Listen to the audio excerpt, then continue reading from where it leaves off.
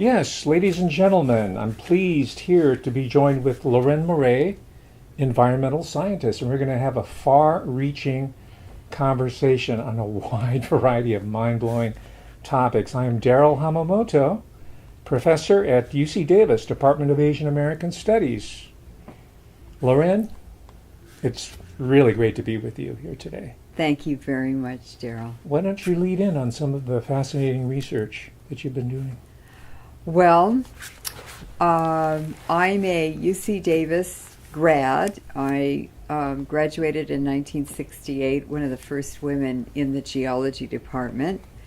And I came back in the 90s to do my PhD in the ancient history of the Earth's magnetic field, going back 25 million years.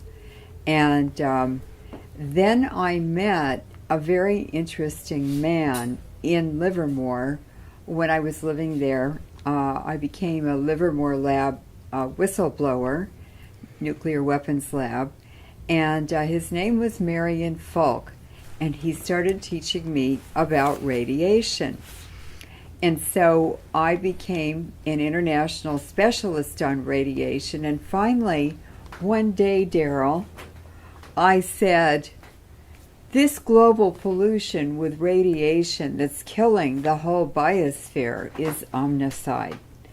It's suicide, homicide, ecocide is every kind of death, but basically it's a death across the whole earth of all living things. And finally I said, this just cannot be an accident. And I sat down at my computer about 6 years ago, and I Googled University of California plus weapons of mass destruction. So we're talking about 2010. Yes. Roughly. I'm sorry, it was University of California plus Skull and Bones. Plus Skull and Bones, oh yes. Yes. The Russell Trust. Yes, and that took me down a rabbit hole I'm still going down, because now I'm investigating who's at the very top, who really rules the world, and I discovered it's a very, very interesting history of ancient Iranian tribes, the original Zoroastrians, and the first world Persian Empire that has controlled the world for the last 5,000 years. And so that brings us to UC Davis and what is occurring now with what was a covert presence of the Jesuits who, and Monsanto, because it's an agricultural college, and Monsanto was started by the Jesuits. And this global transition, 1,000 year, a millennium transition from the decline of the original Silk Road that created tremendous wealth for 5,000 years, and the collapse now, 1,000 years later, of the Western economy, and the rebirth of the Silk Road, which has been engineered by China, and now China and Russia are partners, and Iran now has joined them. Now, the reason why I'm involved in this project is because many of the audience members know that, well, it's May 7th, 2016, and many of the people who are watching this presentation are aware that the current Chancellor of UC Davis, Linda P.B. Katehi, was recently put on administrative leave by President of the University of California System, Janet Napolitano. Right. And Ms. Moret here today is going to be bringing together this incredible research she's done in the area of ancient history in reference to the ancient Iranian bloodlines and connect it to what's going on right here and now at the University of California, Davis. And this shows you the importance of this deep humanities civilizational study that's purposely been excluded from the curriculum so that we have generations of of supposedly educated people who are unable to do any type of analytical work that's going to help ensure our survival, our planet's survival, land, sea, and air, and the animal species, including ourselves. That's just So we're going correct. to drill down in that area. Mm-hmm. Please. And I really want to thank you for the support that you've given me and encouragement and the recognition that this is an important part of research, the ancient history that practically no one knows about. And I used to read a lot, read books and read history and believe all of that, but I just got more and more confused. And finally, around that time that I was going down the rabbit hole, I said, wait a minute, Confucius said, signs and symbols rule the world, not words and laws. And when I let go of that and I began trusting myself and my intuition and my experience and my insights, it changed everything, and I began looking at signs and symbols, and that's what opened all the doors. It's all right in front of us. It's there for everyone to see, but they don't know how to integrate, to relate, to put together the information to tell the real story. Mm-hmm.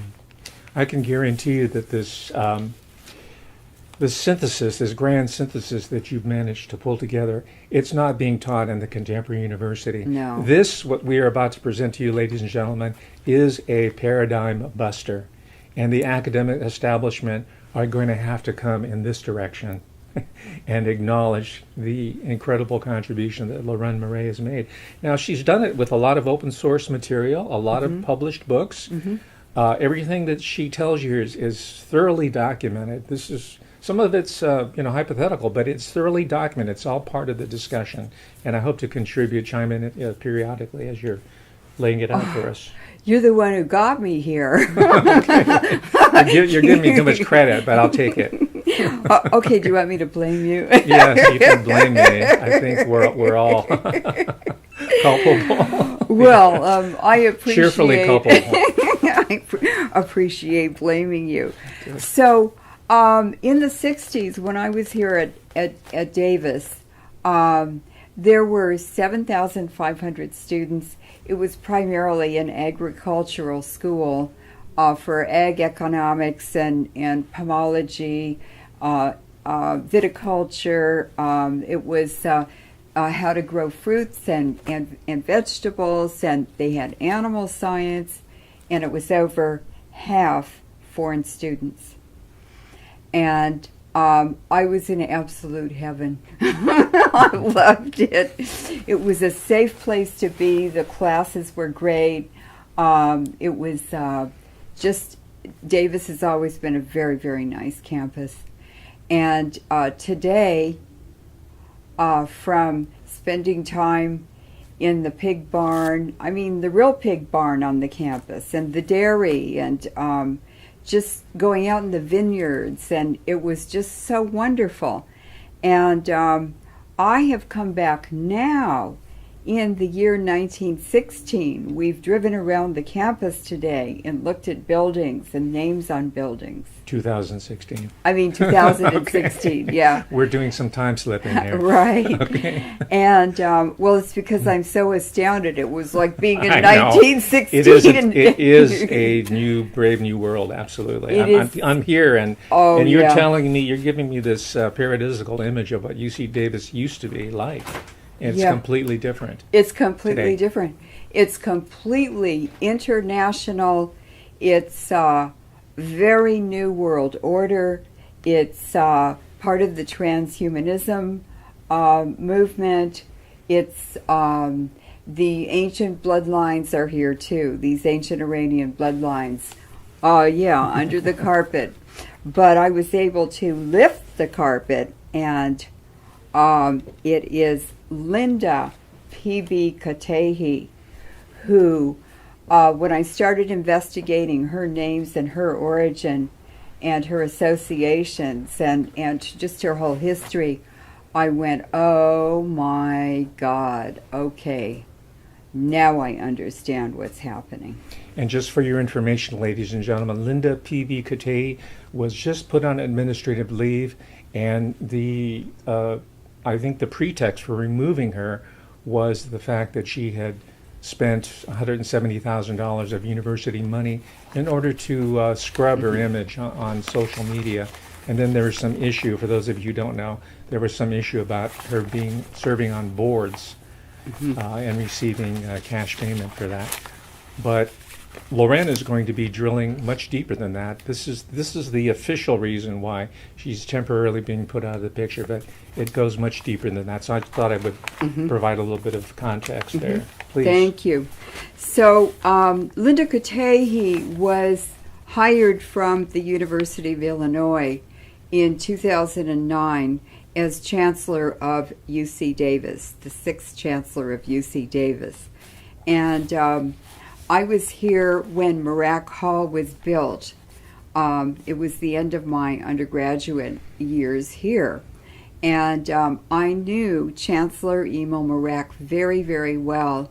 And in fact, I was Arbor Day chairman for several years, and I planted the Moret Grove around Moret Hall in his honor, named the grove for him. And he was really a lovely man. I believe he was born in Vienna, Austria. And he was a wonderful chancellor. Students always had priority over other adults in his office. He would walk out of meetings with Congress members, with faculty members, whatever, to talk to a student. And the students were the priority. That's changed now. She came from Greece, and she came through Chicago, which means you're a very, very special person. Many people, like John Kerry's parents, came from Czechoslovakia through Chicago. Chicago is Rockefeller headquarters, and that's why they come specially. They're picked in other countries. They're selected and funded and brought here, and they immediately have good jobs and positions, and usually part of the intelligence operation of the United States. So she came with her husband from the University of Illinois.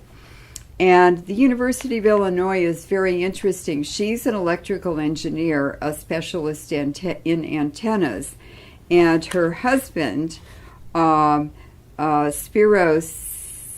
it's Seragunas, is a chemical engineer in the engineering department on the campus.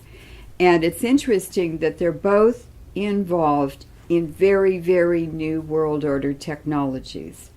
And she's involved in the antennas. She has 19 antenna patents before she came to UC Davis. And they are all involved with the cell phones, with switching, with integrating with smart meters and other technologies. And her husband's involved in coatings and protective coatings on metals and materials. It's sort of materials science. And this is extremely important now because the huge amounts of nuclear pollution created by Chernobyl, by nuclear power plants, by our nuclear wars with depleted uranium and battlefield nukes and Fukushima. And the neutron bombs that they're using on the battlefield now, and then Fukushima on top of all of that. And there have also been several Chernobyl-level events in the Ukraine with nuclear power plants and MOX fuel, which is what caused the Fukushima disaster. And those have all been in the last year, and no one even knows about it. Mm-hmm. So what that's done is the Wigner effect. The radiation attacks the surface of metals and materials, and it disintegrates those materials. It steals electrons, and I don't know if you've ever seen if you put iron filings on a magnet and they start growing up. Well, that's what all this radiation is doing to the surface of airplanes, to thin metal like the bands that go around and hold hoses on metal nipples, for instance, in hydraulic systems on planes.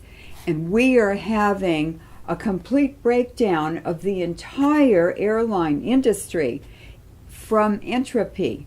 The Wigner effect is basically the crumbling or the decay of materials. And we're having airplane crashes, we're having emergency landings all over the United States, and as the radiation increases and the exposure increases, it accelerates it. So here is Chancellor Katehi's husband working in a very, very critical area of research on how to coat materials and protect them from this breakdown by radiation, by nuclear pollution, and it's contaminated the entire air column. So who's behind that? Who's doing this insane poisoning of the entire planet? Well, it's the Jesuits. And the Jesuits are very, very prominent within the University of California because they came with the Spanish. Okay, at this juncture, let me pose a question for the skeptics, because it's very common in this type of discussion here to single out Group A, B, or C as being the source of all the world's ills. And there are books on it, one, the Vatican Assassins. So one question that comes immediately to mind is that are we talking about one singular group? Are we talking about one group in many different guises, different manifestations? Or are we talking about competing groups, Jesuits being one of many? Could you please explain that before we move forward? Basically, when you look into literature, for instance, in the 1600s in Czechoslovakia, there was I believe he was a priest named Comenius, and he wrote a book about, it was sort of an epic tale, I guess, and he described in that people sitting around together trying to come up with a global poison that would kill many, many people close by and far away. And they were talking about genocide. And if you go back some more into the Bible, you will also find mention of a global genocide. And you will also be shocked at the recommendation to good Christians to go, or Jews too, to go into regions and to kill all of the people and to burn all of their buildings. To salt the earth. And salt the earth and destroy all their... Destroy the firstborn sons. All their idols, yes. And so this is basically the Jesuit embrace, enfold, extinguish. It's the secret history of the Jesuits. And the interests behind the Jesuits, the entities that created the Jesuits during the Renaissance in Italy, it was none other than Alessandro Farnese, a Persian. From ancient Persia, his family came through Cappadocia in eastern Turkey, eventually to Italy, and they founded the first 10 Etruscan cities in Italy. And when those were razed, they destroyed them, and they created the Roman Empire. The Romans, the Etruscans, the Holy Roman Empire, they're all Iranians, they're all Persians, it's all Persian blood. Italians are Iranians. Their practices, their beliefs, their food, their clothing attire. The Pope, for instance, wears a papal tiara dome, the papal dome, which is called the papal tiara. Well, that's what men in charge of tribes in Central Asia wear. They wear those very large domed hats. And some of the women do also if they're a leader of the community. And then the red slippers that the Pope wears, those are Central Asian slippers. You see them in India a lot and in Asia. So there are many cultural ties and legends and religious practices that indicate over and over and over again that the Italians are really Iranians. Mm-hmm. And Romania was named for the Roman soldiers, the Iranian equestrian nomadic fighters, warriors, were brought to Romania, to Eastern Europe, and they were the soldiers, the Roman soldiers for the Roman Empire. So you see this fingerprint of Iranian DNA everywhere. And 14,000 years ago, DNA studies of a particular Iranian tribe indicate there was a mutation in the DNA, and it caused different extremes of albinoism. So the most extreme expression is red hair and blue eyes, light blue eyes. And then more moderate expressions are blonde hair, green eyes, hazel eyes, gray eyes. You see a lot of Afghanis with gray eyes. And so now you can walk around the Davis campus or get on a train or walk by some friends sitting on the steps of a building, and you can start talking to them, and you can tell they have Iranian blood.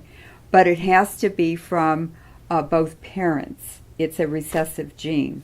So that really got me started. Mm-hmm. And now it's my understanding that Aryan came from Iranian. That's the right. synonym. So that's right. It has migrated down into our most recent history, the history of World War II, yes, global depression. Yes. So what I'm hearing from you is that this extensive history that goes back millennia, right? Yeah, thousands of years. Thousands of years. Yes. We're witnessing I don't know if it's the end game or not, but we're witnessing the contemporary expression of this bloodline in 2016. Mm-hmm. Yes. And I don't know where you're going with this, but perhaps Linda Katehi, where does someone like her fit into this grand scheme? Well, I had to understand why she was brought to UC Davis. Why Right. was she hired? We know about the antennas. Yes. And then I discovered she and her husband were both working in technologies that were very relevant to the New World Order agenda. Mm-hmm. So that was interesting. Then I started looking at her name and the origin of the name. So her name is Linda, which is probably an American name that she took on when she came here, P.B. Katehi.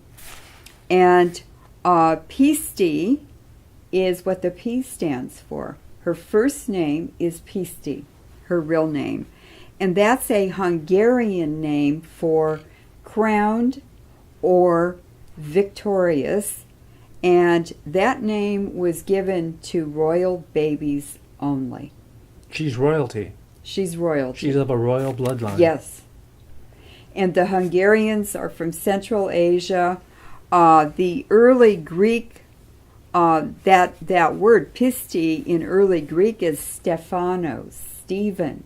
So that's what it means in all the languages of Europe and ancient languages of Europe. But that's not her name. It's pisti, which is Hungarian. The Hungarians came from Central Asia. Mm-hmm. So that was a first name probably in her family, but it's a man's name, which indicates even more that it was an important family name. Even though she was a girl, she may have been the firstborn, and they gave that name to her. That's what happened to me. Leuren is a man's name. And then pistis appears in Gnostic texts, which are related to Zoroastrian, the ancient Iranian religion, in the 3rd to 4th century A.D. And then pistici is in a province of Mentera in southern Italy, and the ancient name is Basilicata. Basilica, the churches, grand churches, and so forth. Now, pistici, the chi means the bloodline or the stock of the Pisti people or the Pisti tribe. So there's her link there with Pisti to Basilicata, and her second middle name is Basile, which refers to Basilicata. Basile is a last name. Basilicata is it's in the southern part of Italy, as I said, and it refers to basilica and these ancient, very, very grand churches. Now, it's really interesting that in the 4th century there was a Saint Basilios from that same name, who was the bishop of Caesarea, Roman Empire, and he was one of 4 men who started the Eastern Orthodox Church. So he was involved with Constantine and the whole schism between the Catholic Church and the ones who did not want to submit, the Christians who didn't want to submit to the Pope. So you see she has a royal, religious, high-level religious background, and you would probably call her part of the papal nobility. So then kate, okay, what does katehi mean? Well, I looked up katehi. There was only one reference to it, and it was to a town, a village in Uttar Pradesh, which is northern India, and it's where the ancient Iranians spilled over the Himalayas from Central Asia when their populations built up too much, and it's in the eastern part of the southern side of the Himalayas. Very, very old. All of these names and the roots of her names and all the associations go back before the Christian period, before the Greeks even. So she is very ancient Iranian. Now, kate, if you take the I off, is a very rare rice that is grown on the Caspian slope in Gilan province to the west in northern Iran. And it's actually where Stalin was born. Stalin was Iranian. Mm-hmm. He was not Russian. Or Georgian. Or Georgian. He was Iranian. Okay. And I have pictures of him when he was a young man. Sure. And so the mother of Ataturk was also from Gilan. Now, this rice is the precursor, or it's the arborio rice of the Italians that the Iranians took to Italy. Arborio rice is an ancient rice the Iranians grew on the Caspian Sea. So that was also kate. There are villages in Iran, in Fars, Gazvin, Khorasan, and Isfahan that are kate, and that those are all very, very old centers for the Iranian culture. Mm-hmm. So there we have absolutely solid evidence what her roots are.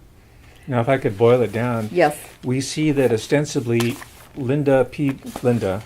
Katehi was brought in because of her expertise in this antenna technology, which I hope you'll talk about its applications currently. Yes. 19 unique patents credited to her, and then there's her husband, who is a specialist in these coatings or material science. So that's the exoteric reason why they were brought in. Yes, right. But what I'm hearing is there's a much deeper metaphysical or esoteric reason why she was brought here to UC Davis and into the UC system. Yes. And this drama that's unfolding now, it might be a Punch and Judy show. That's what we're trying to figure out here. It might be just a dumb show for the public. And if so, it's very dangerous. It's very dangerous. Yeah, if this hypothesis, it's a very strong one, I must admit. But as the evidence accumulates, it'll be much more compelling, probably elevated to the level of theory. But I think we're in a very dangerous position if we have such people like this who are helming a major institution. And I hope you will talk about her relationship to, because you mentioned her in passing, Janet Napolitano and her background. Yes. Others of that, I guess they call them root races, these royal lines that are controlling the destiny of humanity to the present. Please.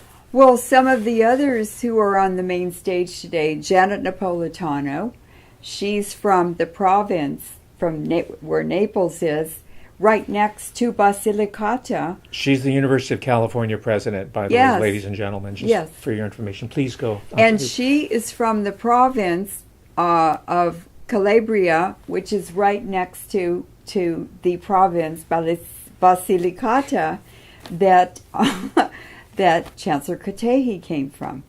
And Leon Panetta is another one. Leon Panetta, who was Secretary of Transportation under Clinton. Then he was head of the CIA under Obama for 2 years, and then he was moved to Secretary of Defense. And I said, wow, that's really interesting. Gee, what ties all of those together? It's drugs. Clinton built the Mena Airport in Arkansas to bring China white heroin. The Chinese were paying back the Rockefellers for the development funds they loaned China.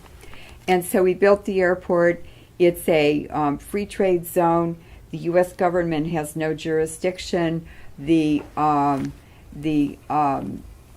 Walmart trucks and the Tyson chicken trucks go into that airport. They pick up the heroin, and they're the distributors around the United States. Just as a footnote, ladies and gentlemen, Daniel Hopsicker has produced a DVD series, and he's written books on this very system. It may sound bizarre, crazy. It's never really hit the general public's attention, but what Leuren is saying here has been explored and exposed by a number of investigative journalists. If you care to follow up on it, check out the work of Daniel Hopsicker. Yes, that's correct. And also Dope Incorporated, Britain's opium war against the U.S. Well, this is a lot more than the opium war against the U.S. This is part of this global dope economy that's 5 times greater than the legitimate economy of the world. And so this Mena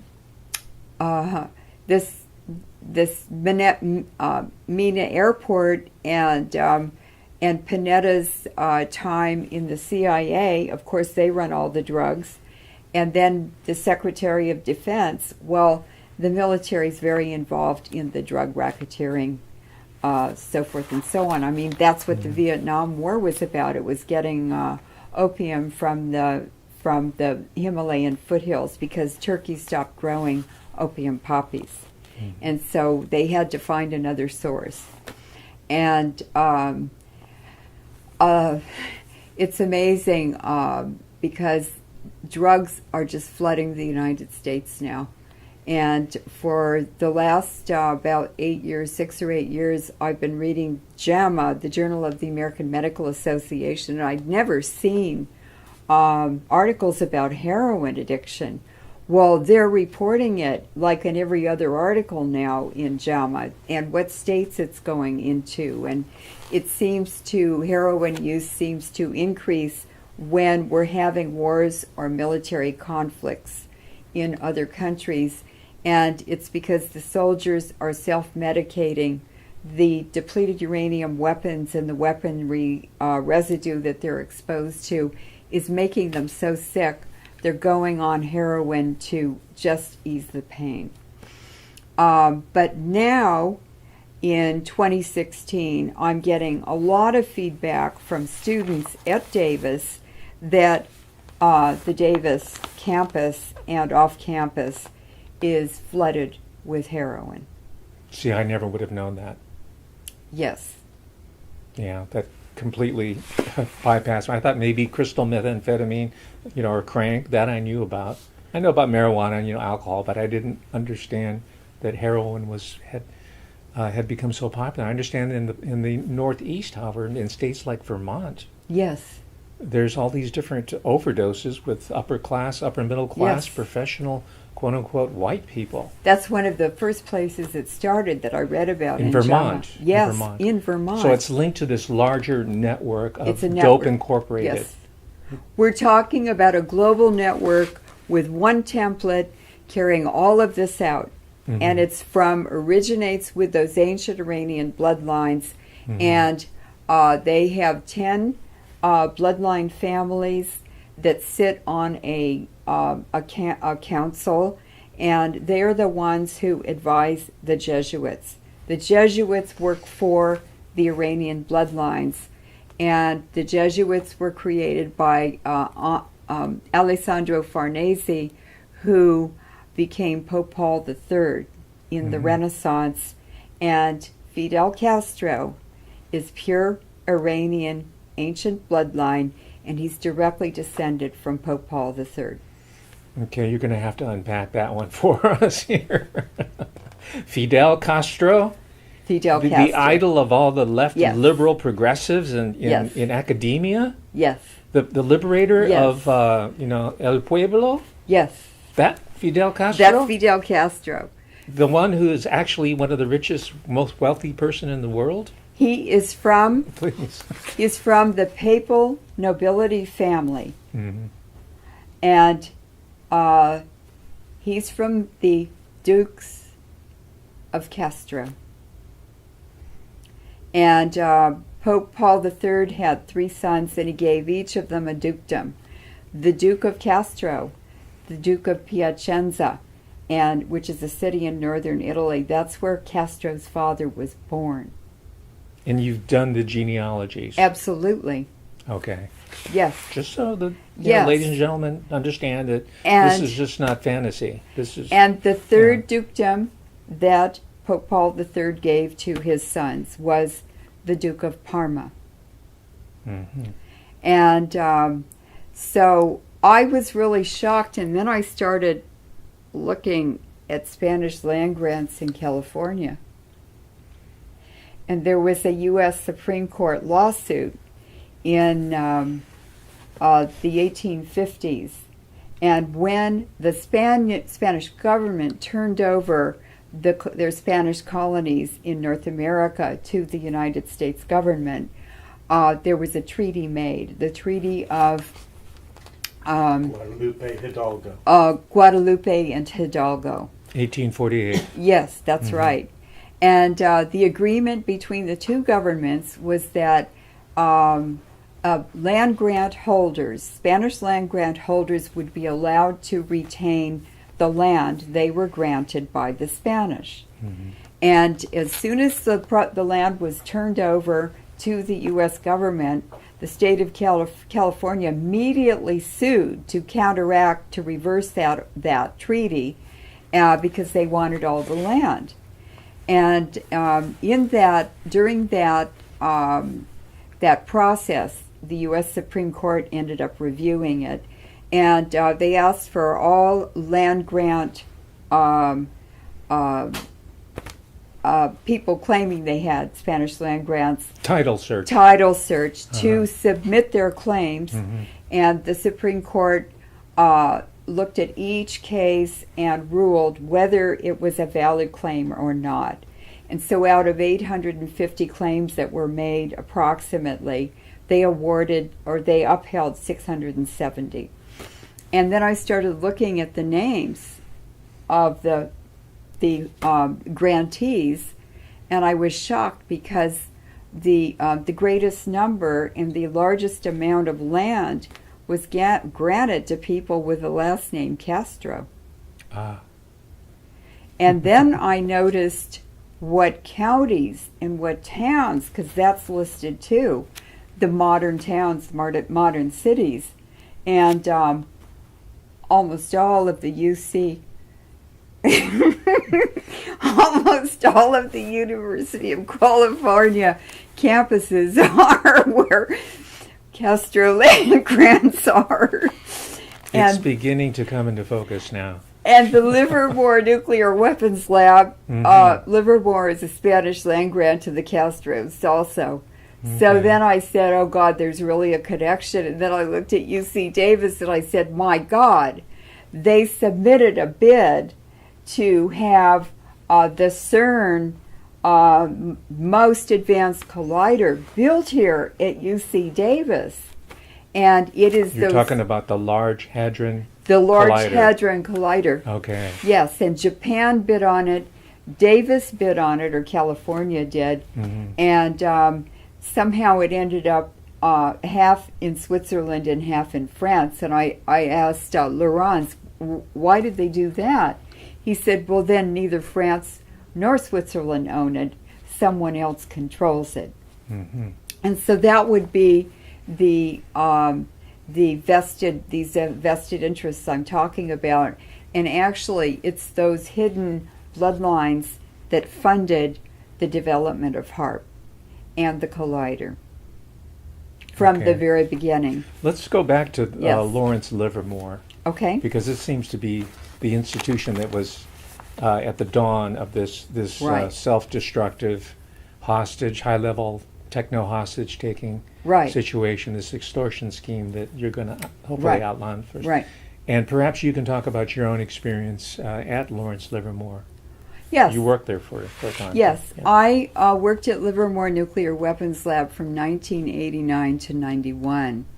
And I worked on the WIP project, Waste Isolation Pilot Program in New Mexico, which was to bury nuclear waste underground. And all attempts to make a storage facility for nuclear waste have failed in the United States, all of them. And when the New Mexico one failed, they just said, we're going to do it in Nevada. It's the last place we can do it, at the Nevada test site, where they've done 1,300 nuclear bomb tests. And even that has failed because they put it in an active volcanic zone. So 32 earthquakes a month happen where they're planning to store nuclear waste safely for 250,000 years. I don't think so. And so this is so crazy. It's very, very crazy. But let's see, what was I talking about? We're talking about your background at Livermore, because what I'm trying to establish is that you've done this external research, but you also have lived this. I mean, you have worked in these institutions, and so you're also bringing the insights of someone who was working in the belly of the beast. So in 1991, I packed all my stuff in my car one day, and I drove out the gate of the Livermore lab, and I left my keys and my pager in the guardhouse, and I went home. I fired them. They didn't fire me. And with the University of California, they've gone into chancellors' and vice chancellors' offices and marched them, the guards, to the border of the campus, and said, get out of here, you're fired. And they were never allowed to remove their personal items. And so I said, I'm not going to let them do that to me. I'm leaving this place, and I'm taking all my stuff, and I'm going to fire them. And they've never stopped retaliating against me since then. That was 1989, but 91. But I'm glad that I've had this experience. It's been hell in a lot of ways, but you have to be in their house. You have to live in their house to know who they are and what they are, and so that when you leave, you know how to challenge them. You know how to expose them, because what they're doing is immoral, it's illegal, it's insane. They are destroying this planet without our permission, without informing us, and without even having a good reason for doing it. They're just doing it because they can. And I think that's what really woke me up and just changed my whole life, was taking this on. Okay. Well, I appreciate the biographical element, because I sense there's something that's driving you that goes deeper than pure intellectual curiosity. Oh no, it's because I love people. It's because I love nature. I love living things. We live in a beautiful world. The earth is so beautiful. Ladies and gentlemen, this is not a game. This is not an academic exercise, neither for Leuren or for myself. No. I am in their house. I am working in the belly of the beast. I have suffered, and I'm not going to talk about it too much today, the repercussions of asking certain questions about my own workplace, which is I'm entitled to do as a citizen, as a sovereign human being, as an academic, as an American. I'm entitled to do that, and I will exercise those rights to the best of my ability. But it takes research such as this, cutting-edge research such as this, that will provide us the intellectual, the historical, the analytical framework to understand what we are facing. Because so far, these people have been very good in veiling the truth and hiding it, because the Rockefellers own the University of Chicago. The Russell Trust runs Yale University. All these bloodlines control information, scholarship, and every single aspect, and sciences, of course, almost every single aspect of our lives that shape our world. And what I learned at UC Berkeley, I was working on gender equity issues and minority equality and things like that in the early 90s. And there were 500 lawsuits against the University of California for gender discrimination, and also ethnic issues also. And so I started investigating, well, what is the University of California? Why are they breaking all these laws and everything? Well, it turns out that Dwight and Gilman started the land grant, the U.S. land grant program, and that was to have the U.S. government allot land in each state to build a state university. This is the Morrill Act, yes, correct? That's correct.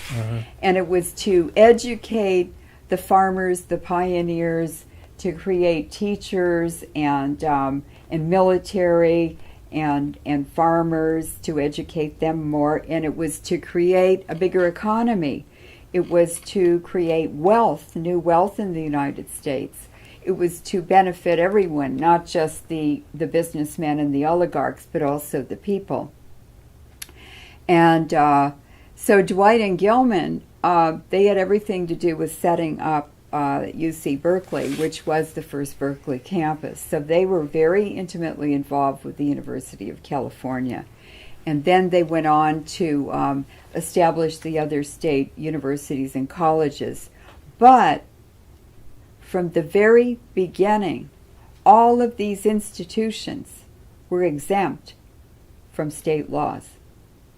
This is what I found out. Yes. They are a government within a government. That's right. A sovereign entity.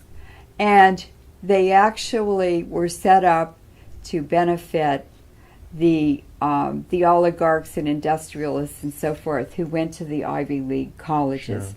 So the state universities were set up to train workers for the ruling elite. And so you need to understand the history and the ancient history of issues that you're involved with before you can ever really understand what is really happening. And as a footnote, President Gilman, who was the first president to really put his stamp on the University of California system, was a member of the Order of Death. He was a Skull and Bones person. They were both Skull and Bones. They were both Skull and Bones Yes. people, and perhaps we can range into this area a little bit later, because there's an occult overlay when we're talking about this. Absolutely, very, very much so. And the origin of Skull and Bones was in Europe and Germany. Sure, 1822. Yes, that's right. So it all sounds bizarre and everything until you begin putting all of these pieces together, and then you find more and more evidence, and pretty soon you have an airtight case using government data. Sure. And published books by Yes. quote-unquote reputable scholars, Right. who are always just slightly unable to complete the picture, Right. purposely, Right. because the academic profession does not allow you to fully bring all these different elements of knowledge and information together Right. in a comprehensive whole that really gives away the game. Right. This is why what we're doing today here is Yes. so exciting to me. So let's go back and look at the history. Please. Chancellor Katehi was hired from the University of Illinois, which is a military-based university. It's where the first computer and computer language was made for the Navy. The Navy is there. It's their research lab, their university. And ENIAC was the first computer, and it had a language. And then later on, Fortran came out of the University of Illinois also. But that's where Katehi and her husband landed. Mm-hmm. And there she ended up, her grad students, of course, did the research, but she ended up with 19 antenna patents.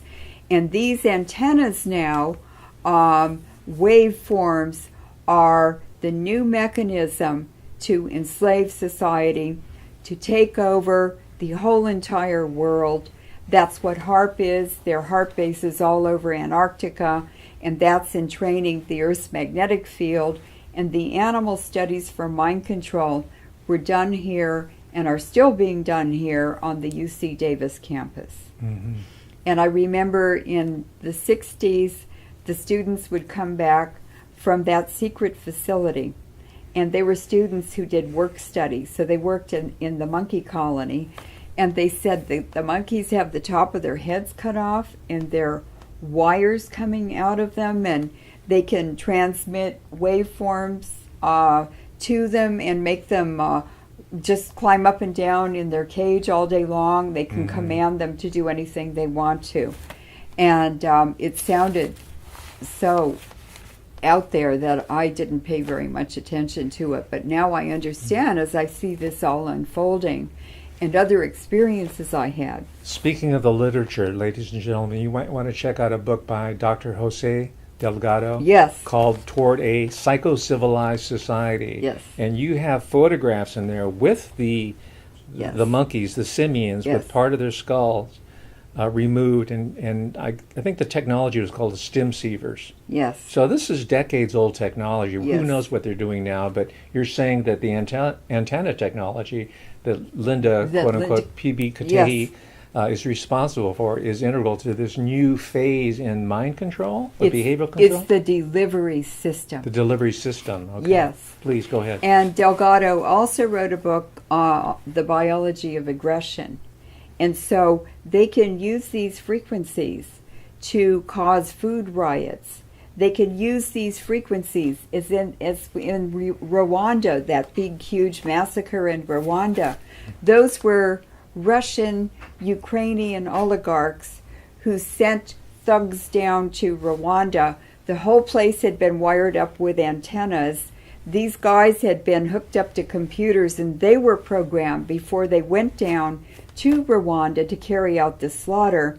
And it was plain and simply so that the Russian and Ukrainian oligarchs could steal all the wealth of the colonists.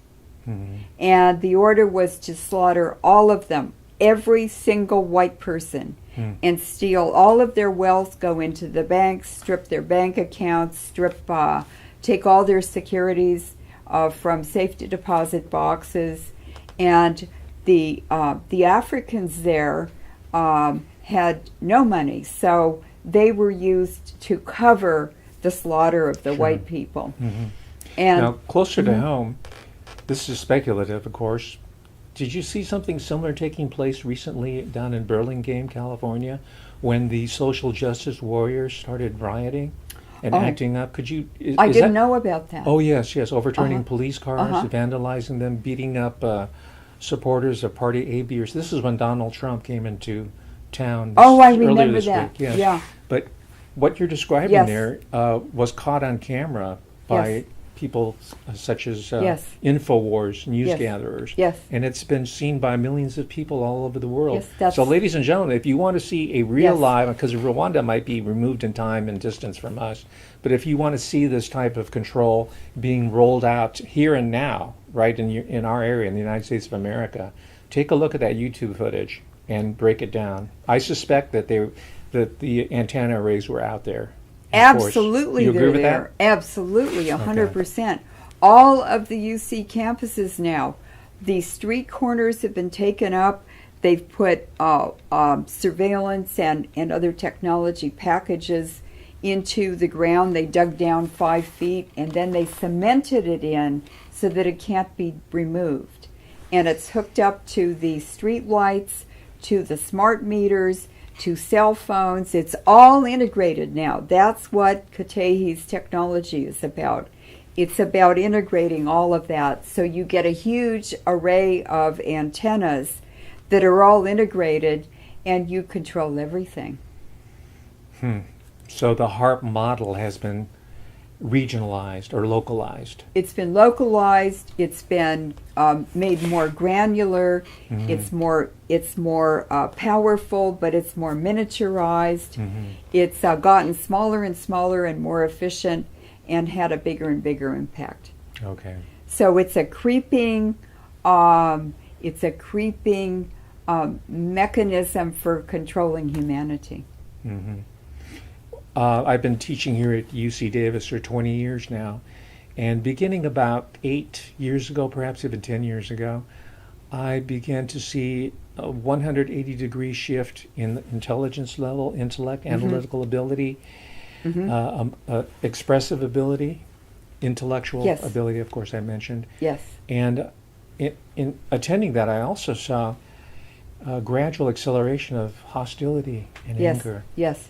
And much of this has been directed towards myself and towards other faculty people. That's right. And I'm reading that this has been taking place coast to coast, north to south at different universities. So where do the students, undergraduates, I'm at the university, where do they fit into this picture? Are they being used as shock troops for this transformation? Oh, absolutely. It's even Please worse elaborate. than that. Yeah. But let me tell you what it's like in the 60s. In the 60s, when I was a student at UC Davis, I used to go home to Santa Barbara for holidays and summers.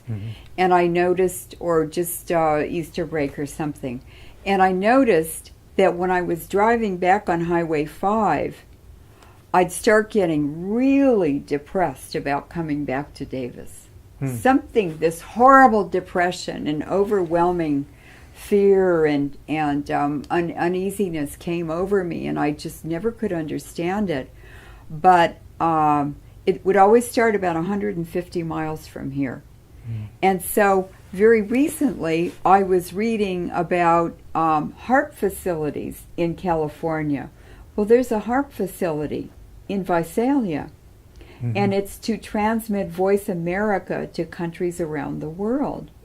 And there's also a naval air base in Visalia, a U.S. Navy air base.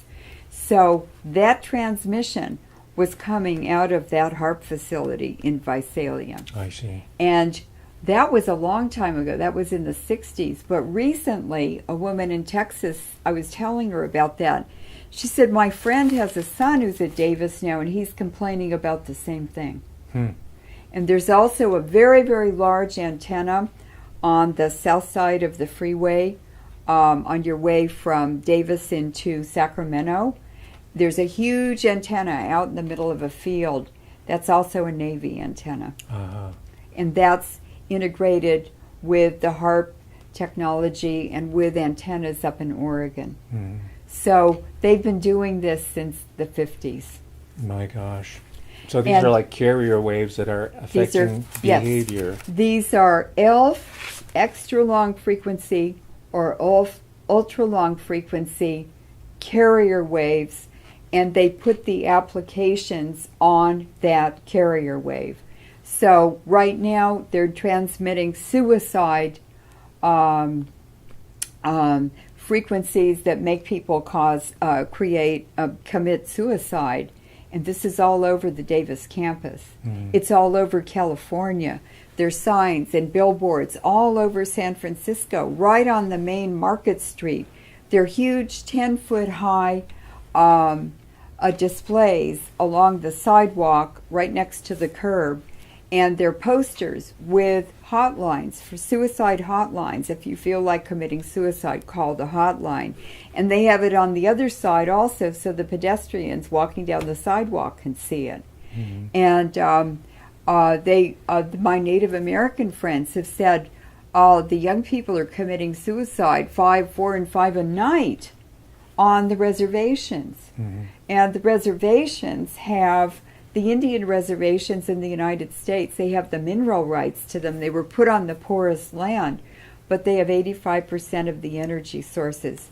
The uranium, the coal, whatever that creates energy, the oil and gas, and they had the misfortune of being given that great wealth, and they've said to me many times, why can't we just give them the mineral rights and have them leave us alone?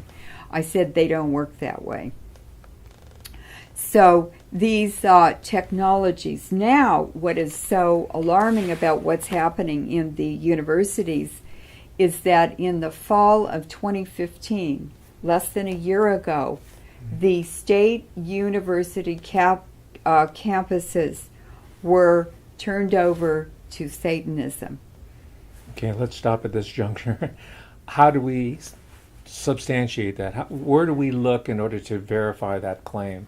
Well, all right, because we're doing solid scholarship here. And this has to do with Katehi also.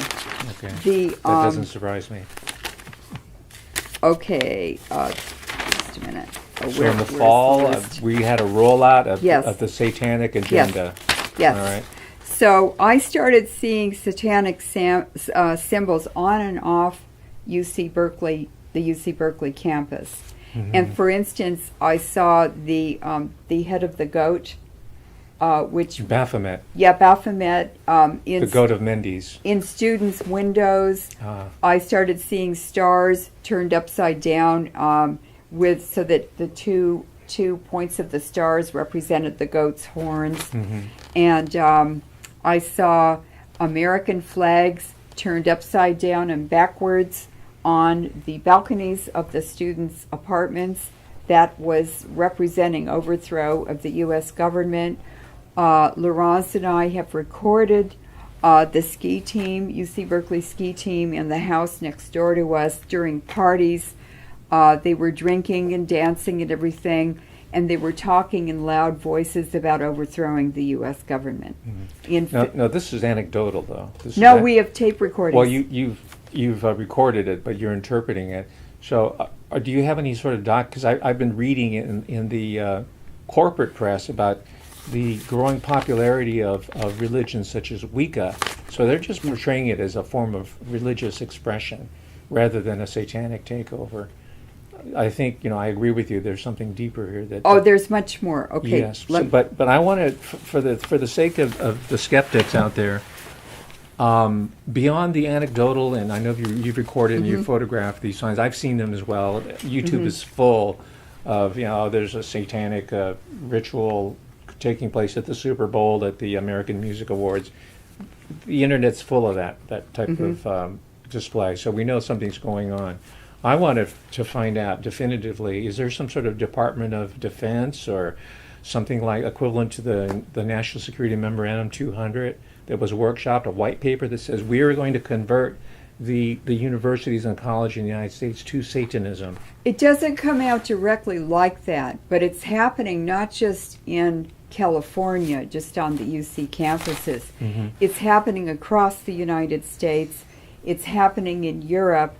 For instance, in the UC campuses now, in the land-grant university campuses around the U.S., there's very heavy recruiting with very young entering students, female students, to become prostitutes.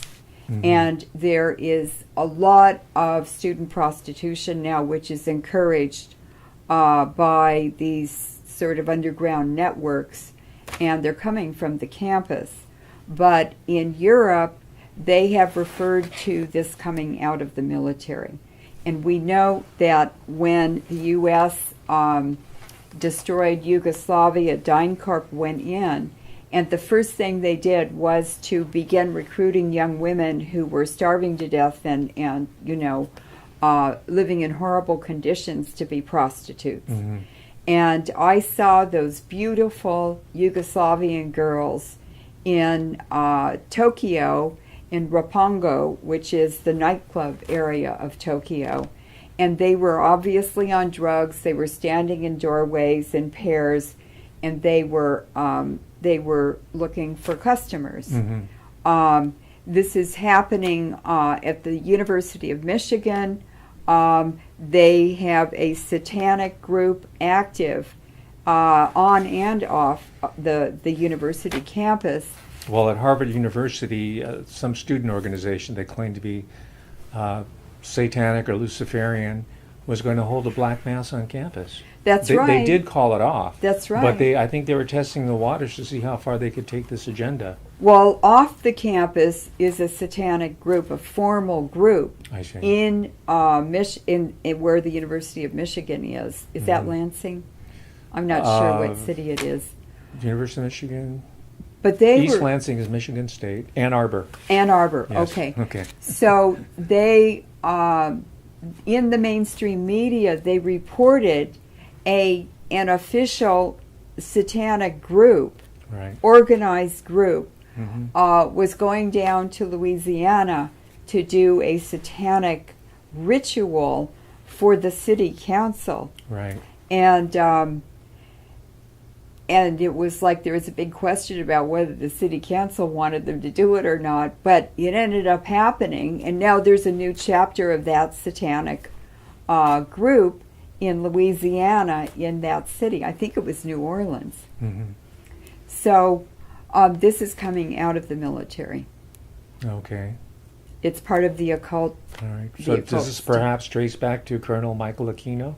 Oh, are you familiar with that individual? Absolutely. It traces back to the Jesuits. It traces back to Mesopotamia, to the Kabbalah and the Talmud, which were magic cult instruction books. Mm-hmm. And they recommended pedophilia in children, but they had to be under 8 years old.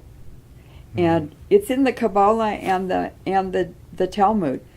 And properly practicing Jews, I'm not including them, mm-hmm. They follow the Torah.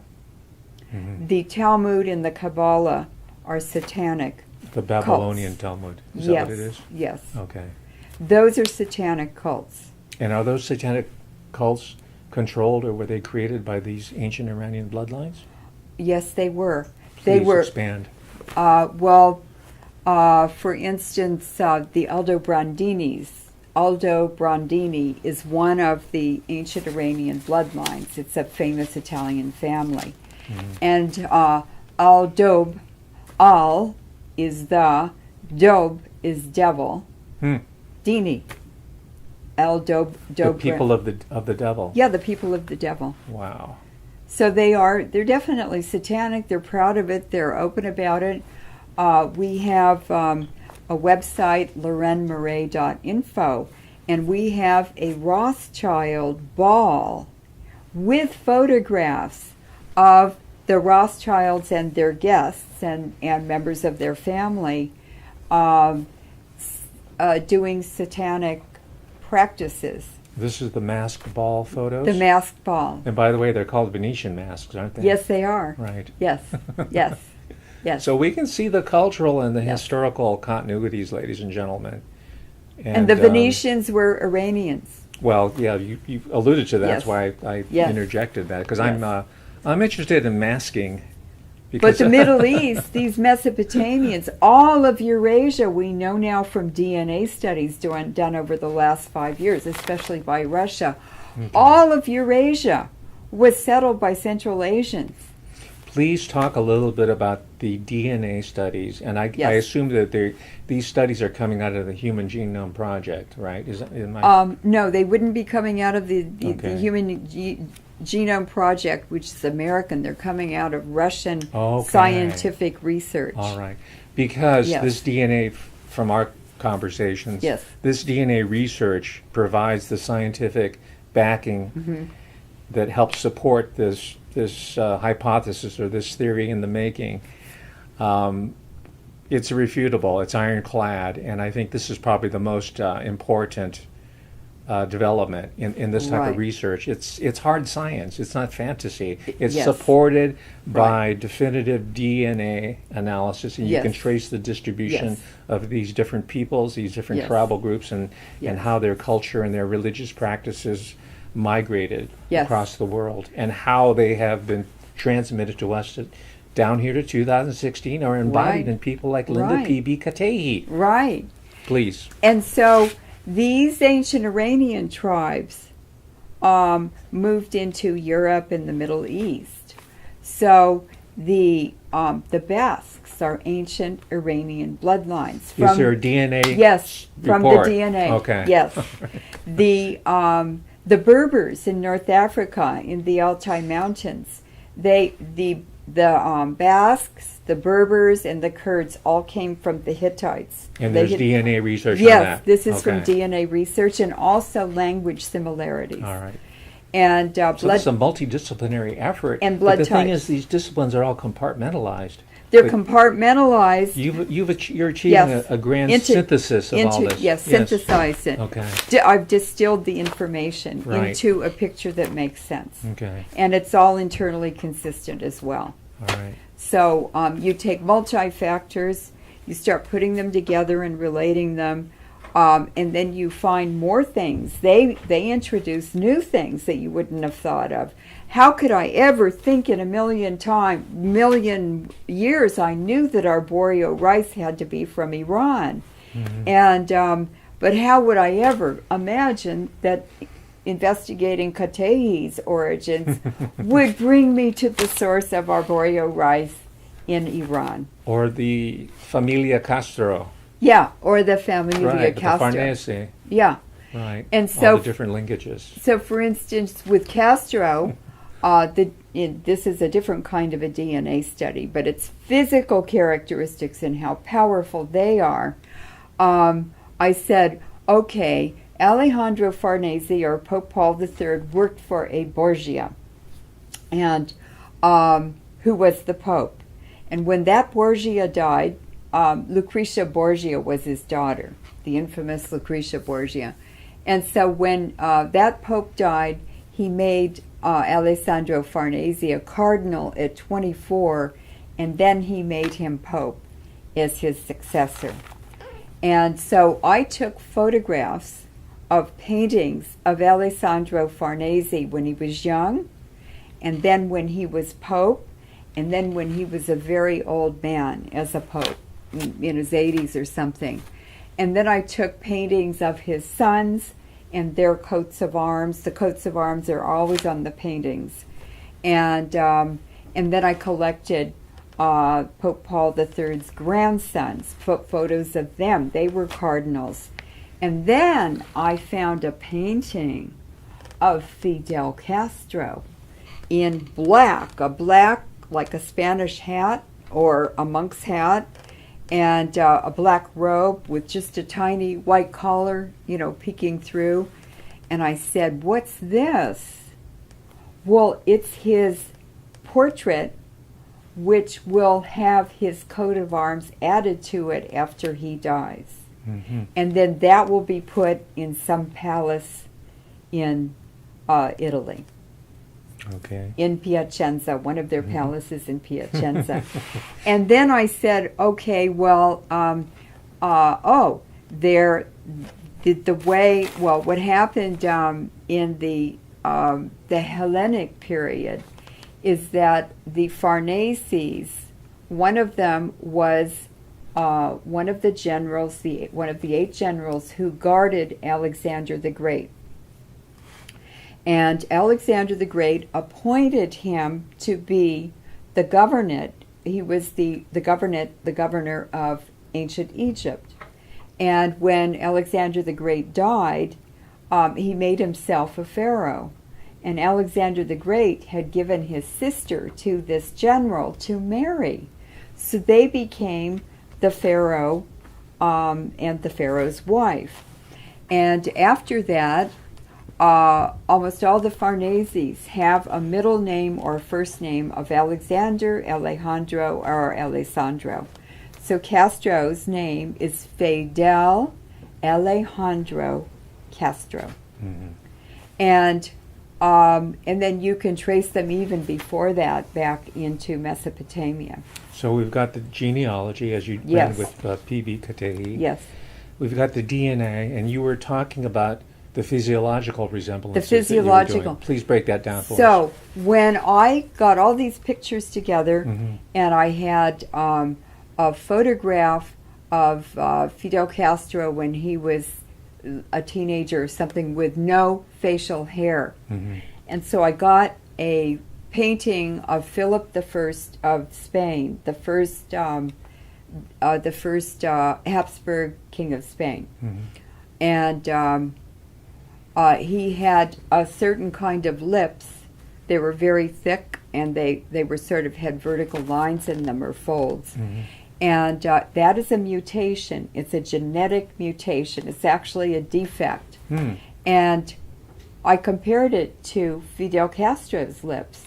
He has Habsburg lips. Mhm. It's indistinguishable. I mean, it's absolutely a bloodline. And then I did this to John Kerry. John Kerry's family were Jews in the Habsburg Empire in Czechoslovakia, and they were Hohenjuda, house Jews. So they were very, very high in the court, and they advised the kings. Teresa Heinz Kerry is from a Portuguese Hohenjuda family, and her family advised the Portuguese court. And then I found a painting of John Kerry's ancestor on his mother's side. She was a Forbes, Right. not Of Malcolm Forbes. Of the Opium family Forbes. The Opium family. The Yale Yes. Forbes. And I found the first sea captain, Forbes sea captain, in 1823. This painting was painted, and it's in his house, which is now a museum in Boston. Those are the Boston Brahmins. They were the drug dealing captains, and I just couldn't believe it. Oh my God! That ancestor, Captain Forbes, who had 3 of the fastest clipper ships when he was 24, John Kerry looks exactly like him. So these are ancient bloodlines that they keep. They know how to breed, who to breed into the line, and how to keep the physical characteristics. How could someone 150 years later, 175 years later, how could John Kerry look exactly like him? That's like 10 generations or 8 generations. Sure. Mm-hmm. And then I realized they have very, very strict breeding programs. And for instance, with the royal families, the popes had to always give permission for 2 members of a royal family to marry. Mm-hmm. For instance, especially if they were on the throne. And there could be no relatives or family association for 7 generations, or they, in order to marry. And when the Roman empires collapsed, the Western Empire collapsed first, the Eastern Empire collapsed in the 1500s, late 1400s. These ruling families wanted to reassemble the Habsburg Empire. Remember, the Roman Empire became the Habsburg Empire, and they wanted to recreate that Roman Empire, and they did it by intermarrying very closely related people, but they had to all have land that were pieces of part of the Holy Roman Empire. Mm-hmm. And so there was so much inbreeding in the Habsburgs. The Jesuits did it, actually. And they did it, one particular Habsburg prince, who was to be the emperor, Holy Roman Empire, had so much inbreeding that recently Germany did DNA studies on the whole Habsburg bloodlines. And they said he had the DNA of someone who had been the product of sex between a sister and a brother. That's Egyptian, isn't it? That's Egyptian. That's a dynastic yes. pairing. Yes. So what you're saying also, before we leave this point or move on past it, is that certain physical traits are also passed on. Yes, that they are. They're telltale physical traits because of this breeding program, including mouth structure, in the case of Fidel, at the brow, the bridge, the nose structure. Yes, intelligence, beauty. There are many, many characteristics that they're breeding for, but it can also be a way to wage war. So instead of waging all these wars to reunite the Habsburg Empire, the war was in bed. So they did it through inbreeding. And then they can reintegrate the empire. Well, after about consolidate it. After about 200 years, a bloodline will just die out because they're infertile from so much inbreeding. Mm-hmm. And so they would just take a cadet family, one of the other branches, and they'd plug them in. Mm-hmm. And so it was the same bloodline, but if you look at the Habsburgs, they all have strawberry blonde hair. It's reddish blonde. And there's a Pope, Orsini, who had reddish blonde hair, and I think he was involved in the Habsburg line. Okay. Well, that helps explain how, by examining portraiture and today photography, and perhaps some forensic scientists can break it down as well, measure eye distances and eye color, and of course DNA. We're going to be plugging in some of the missing pieces of this puzzle here to further support this hypothesis of this ancient bloodline that's at the head of our world civilization. Yes, and so and mean us harm. They want to, from what I'm gathering, they want to exterminate most of the human population, regardless of race.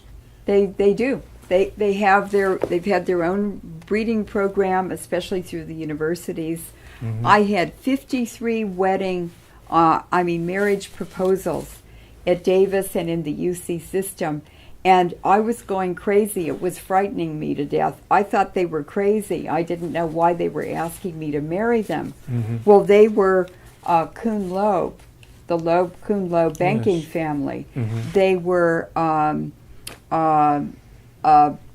there was another one, a couple more. Anyway, they were all banking. Goldman Sachs.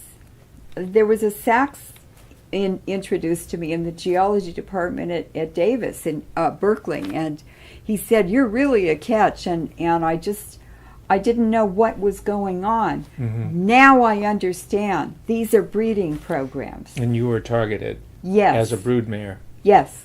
That's how Diana Spencer described herself. Yes. She was a broodmare. She was a broodmare to help regenerate the, she was a broodmare. The decadent line of... She was a broodmare because her biological father was Sir Jimmy Goldsmith. Sure. And the Goldsmiths and the Rothschilds came from Frankfurt, Germany in the mid-1700s to establish banking in London, to take over Sure. that banking center. Mm-hmm. And they intermarried. They are Iranians. They are not Jews. They're Iranians. And so that put the Iranian bloodline into the royal family of England. Mm-hmm. And we're going to find out. You see, Kate Middleton's mother's maiden name was Goldsmith. Mm-hmm. So they have a hidden history too. Sure. And there is a book, a fairly decent biography. It's called Billionaire, and it's about Sir James Goldsmith. yes, And it will tell you about his marriages, his affairs, Yes. his dalliances. yes, This might be slightly off topic, though, but it seems like bastardy is really important to understanding this. Yes. They breed outside of these family Oh, authorized yes. lines. But Yes. how do these bastards, in this strict term, Yes. how do they figure into this ruling system? Well, one of them is one of those bastards is Hitler. He was a Rothschild. Rothschild. Sure. I Another thought that was just an apocryphal. No. It's Another okay. one is Bill Clinton's mother, who was the illegitimate child of Winthrop Rockefeller, who was governor of Arkansas. Arkansas. That's why Clinton was president, and now Hillary Clinton. She's actually, her middle name was Rodham. What I looked it up, and it was shortened from Rodonsky, and she's from a Jewish family in Rodonsky, Poland. Mm-hmm. And Wasn't that her stepfather? Or her natural, No, her that's- biological father? Rodonsky was her natural father. Okay. Yeah. Because she also had a stepfather who was Jewish, I think. Yeah. Yeah. No, she's Okay. Eastern European. So they were bred.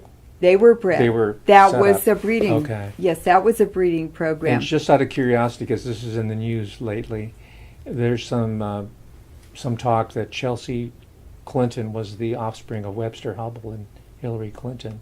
Who was Webster Hubbell? I know. I don't know. I know he was an advisor to the Clinton family, Oh. but she's a dead ringer for Webster Hubbell. Oh, well then She's not the child of Bill Clinton. In other nobody words. cares in those families. They just breed who they're told to breed to. So why was Bill Clinton sterile, or he was unable to breed? They didn't. They didn't want that bloodline. They wanted the other one. They wanted the Rodinsky one bloodline. No, they wanted the Hubble. Yeah, that's what I'm trying Yeah. to figure out. I don't know You who he is. Okay, so. that's on the agenda for Yeah. researchers. We're deputizing people Yeah. who are watching this. Yeah. We are deputizing you as researchers because, as you're finding out, it's not coming out of academia. Most of the exciting research and the insights aren't bound by these. Another one is areas. the royal family of Monaco. and- Grace Kelly. Yes, Prince Rainier was actually the son of a Moroccan housemaid, I didn't know that. and the Prince of Monaco. And he was sterile, so his wife had a baby with no one exactly knows who. Mm-hmm. But you know how beautiful they are, Princess Caroline and Princess Stephanie. and how gorgeous, very handsome Prince Rainier was. That's because his mother was half Moroccan. Mm-hmm. She was Berber. This is the ancient Iranian bloodline bred back into her. Another one is... Where does the Kelly line come in? She's Irish American Um, and Catholic. She was more than that. She Okay, was that's what I'm blonde asking. and blue eyes, so she's Iranian. She's Iranian. Because That's that's what you're referring to, alluding Yes. to it as a mutation. Yes. The blue-eyed blonde Yes. is a mutation. Yes. So this is again how Yes. you can Yes. trace this bloodline Yes. through physiological. Right. And she's Yes. world-class beauty. Yes, very beautiful. Down to today, which Yes. we're still Yes. admiring her movies with Yes. Cary Grant. And Right. But you see, Mm-hmm. she's Irish, and the Irish were Iranian. Please expand on that, The because that's so counterintuitive. Well, these Iranians with mutations felt more comfortable. The blonde and the redheads, they don't have the right pigment. They Very don't have normal. fair-skinned. Yes, Yeah. and so they felt more comfortable in colder climates or at higher altitudes. Mm-hmm. So they migrated up into Scandinavia Mm-hmm. and to the British Isles. And there are a lot of ginger men in Ireland. Well, that's Iranian blood, and it has to be, remember, it's a recessive gene, so it has to be from the male and the female. Is there a DNA study on this recessive gene and tracing Irish people, quote unquote, to Iranians? Oh, yes, there's, Okay. yes. I just wanted to double check. Yes. Just so And that that's the in the- viewers understand that Yes. this is not just being pulled out of the hat here. And that's, This is science we're yes. talking about. This is science-based. It's solid, and I really trust these recent Russian DNA studies. They did them very carefully, and they did them for a very specific purpose. I wanted to ask about that. Politically, why are the Russians doing this?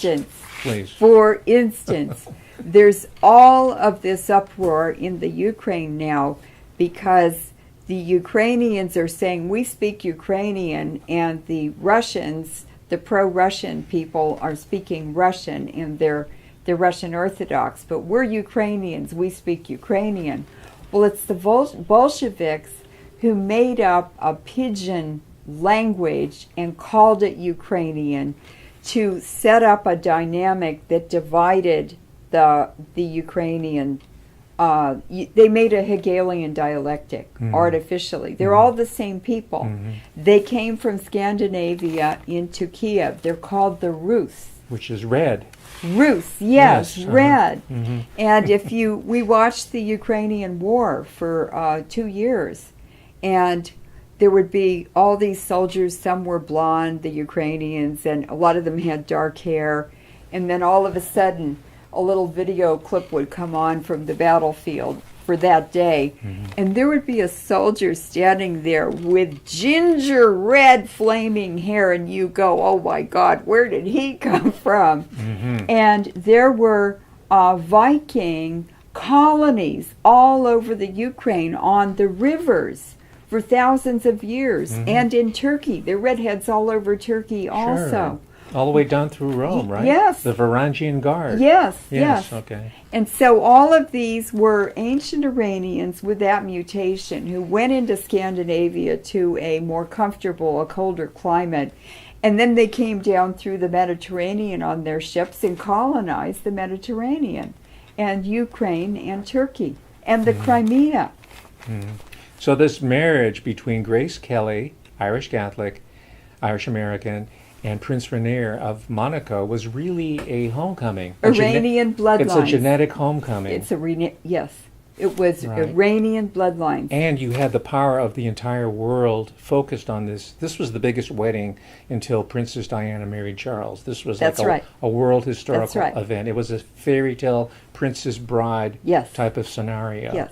All right. So you had all that energy focused on the consummation of these lines that were coming back together and fusing. They keep rebreeding the ancient stock, the chi in Italian, like let's see, like Medici. Medici. Yeah, chi means the stock, the bloodline you're from, or the tribe. It means DNA is what it means. Right. And it's always through the female. It's not through the male. It's through the female. And they also breed their animals through the female.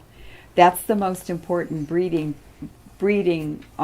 in the breeding pair. The female is the most important, and it's because the DNA and the RNA in the mitochondria is separate from the DNA and RNA in the nucleus of the cell. And it's the mitochondria that provide all the energy for the body and body functions. So in the organs that use the most energy, the highest percentage of mitochondria are in those cells, and it's the brain cells and the heart cells. So when radiation passes through a cell, it can miss the nucleus, but it can't miss the mitochondria. And so when it damages the DNA in the mitochondria and the RNA, then you have all of these brain diseases and heart diseases, which have escalated. They've gone up exponentially since the nuclear age started with the dropping of the Hiroshima and Nagasaki bombs. Ladies and gentlemen, at this point, let's take a brief break so that we can refresh ourselves, and then we'll restart for part 2. Thank you, Leuren. This has been a great conversation.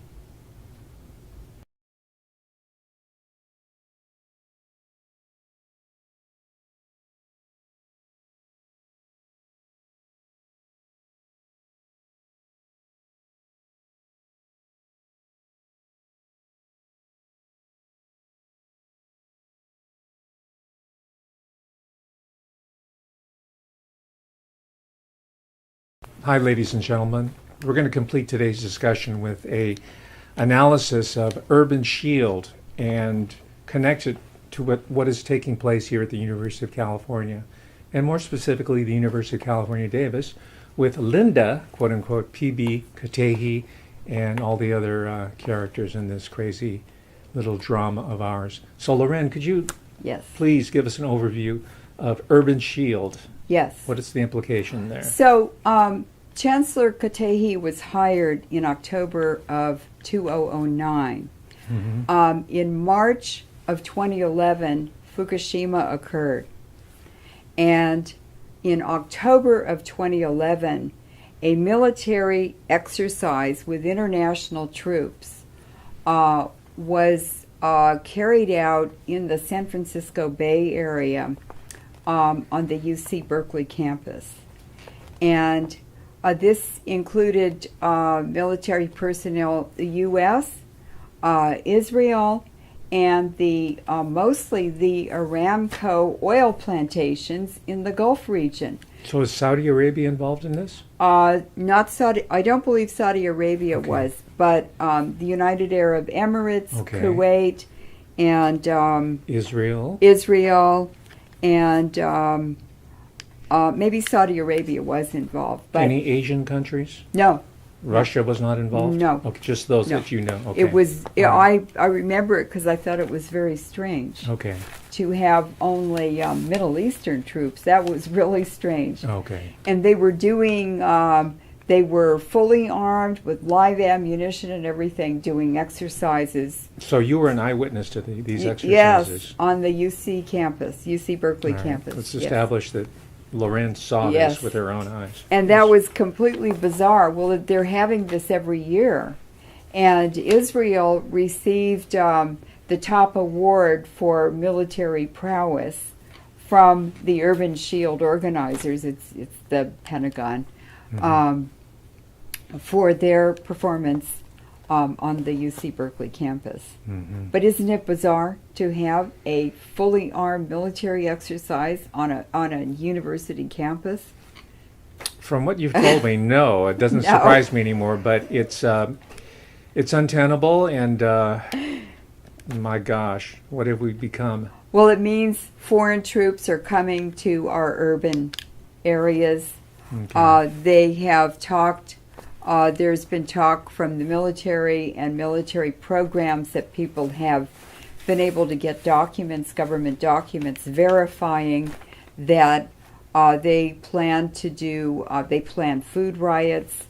When Janet Napolitano came to the University of California as president about 3 years ago, it was in October, the first thing she did was to send people out from Homeland Security and FEMA to survey all of the food sources in the Bay Area.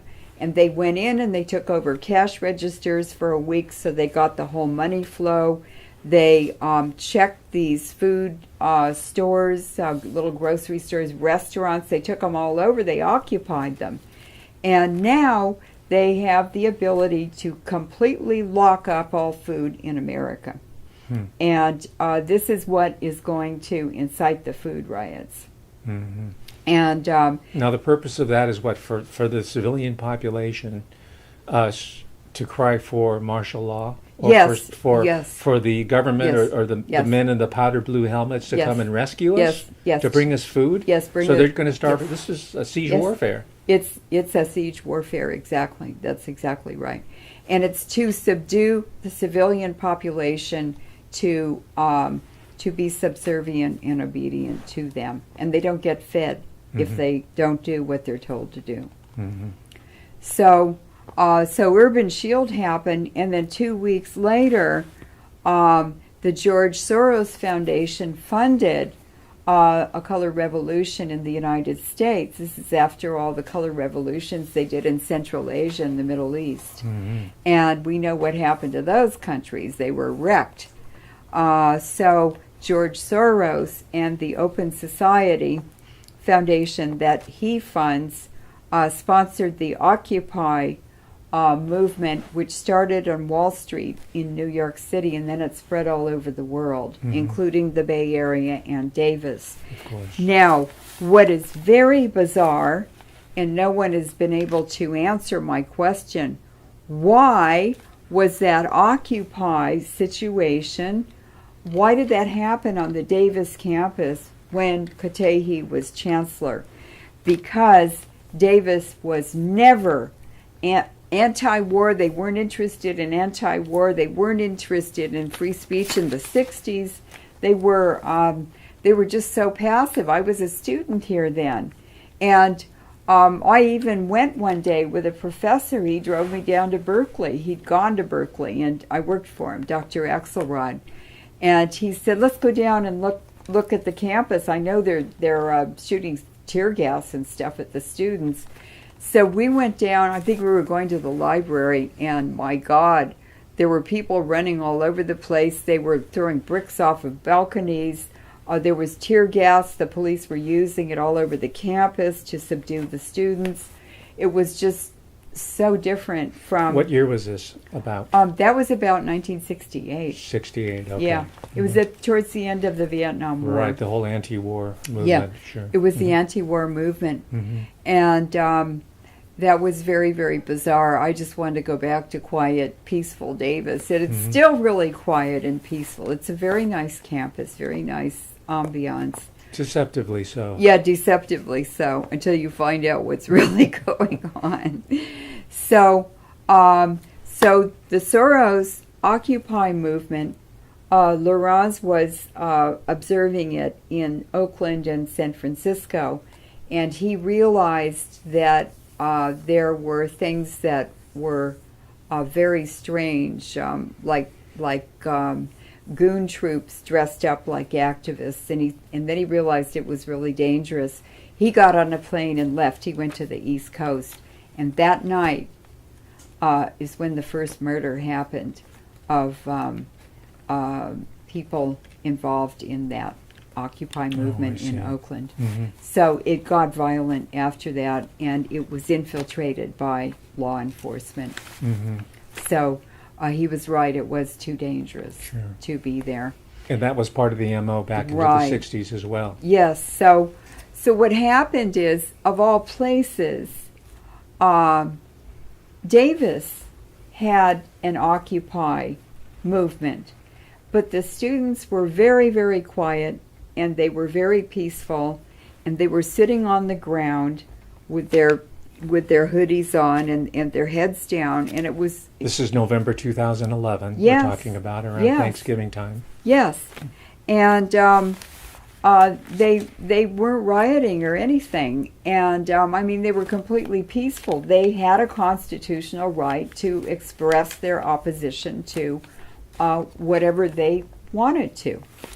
And so I guess that now you see the chancellors don't do anything without an okay from the UC president's office, and or they're very carefully handled and instructed and everything programmed.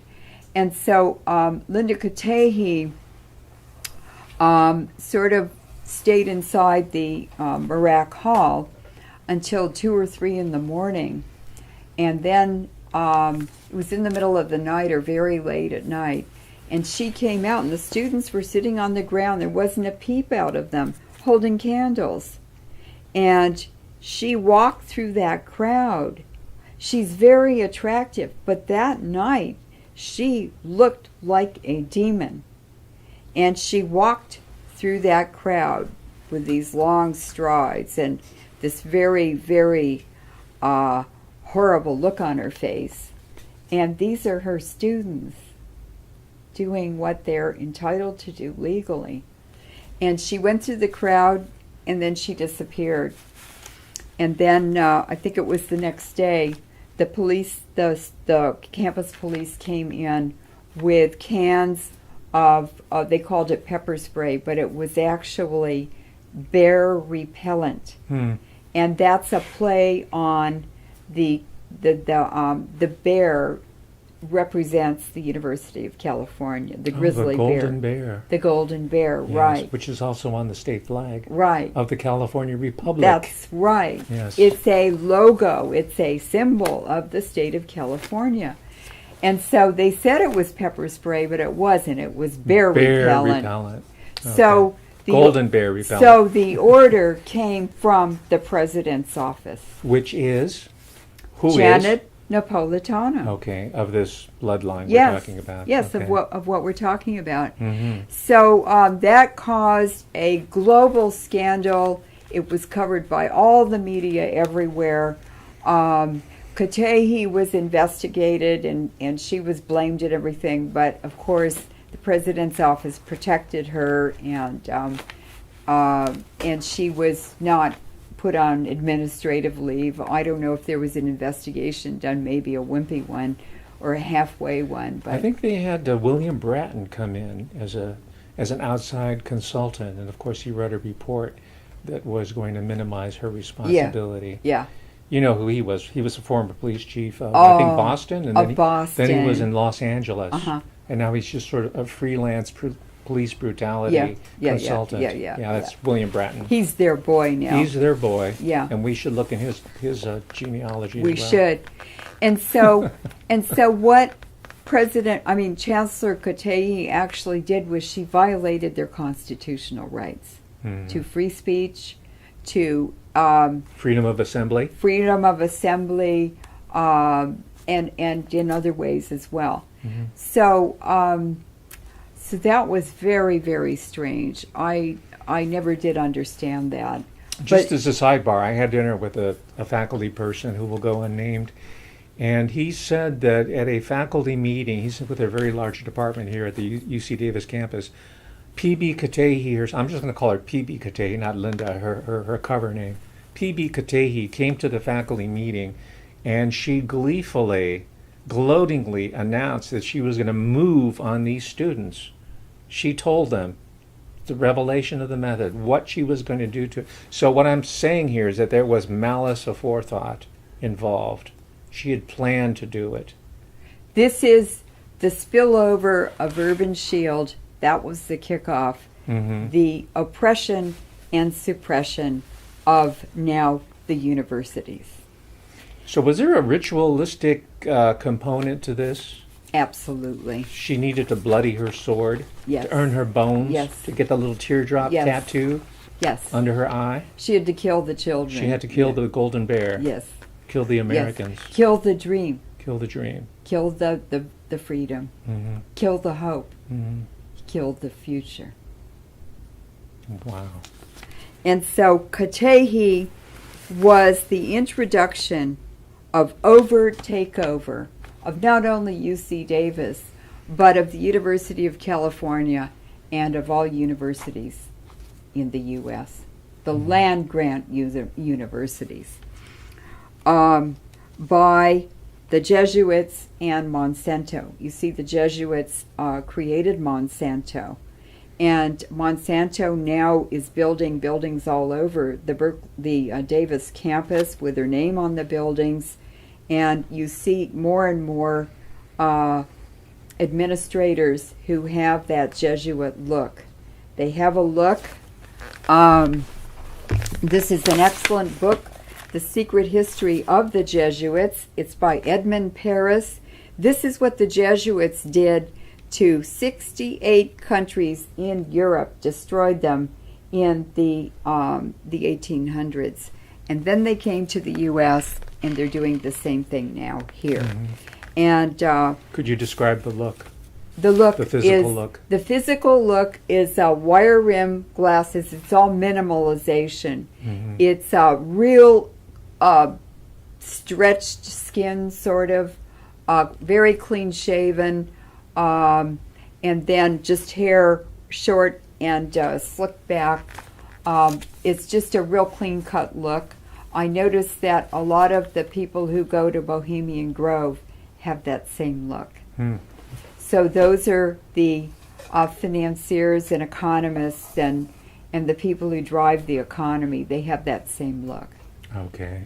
Now, Obama, everyone in his administration, 10% of Congress, they have all been Jesuit trained.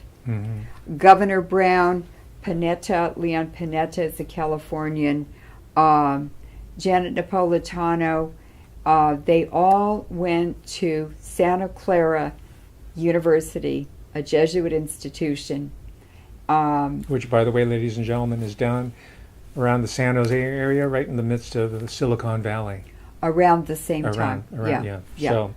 So geographically, it's positioned right in the center of world technological innovation and surveillance. And in the United States history, first of all, the Jesuits were terrified when the colonists made the U.S. The Declaration of Independence, and then the civil rights that we have, and our Constitution. And so they had 3 secret meetings in Italy in the early 1800s. One was the secret Treaty of Verona, I believe it was 1815. And France, Austria, Prussia, and Russia made a secret agreement to create a fund and to fund it, all of them together, and that money would be used to defeat all democratic movements in their countries, on the continent, and in any future places, anywhere in the world where a democratic movement might start. Even though there wasn't anybody there now except indigenous people who wouldn't be doing that. And that fund was received trillions of dollars in World War II from the looting of 12 Southeast Asian countries and China of the accumulated wealth over 5,000 years of Silk Road trade.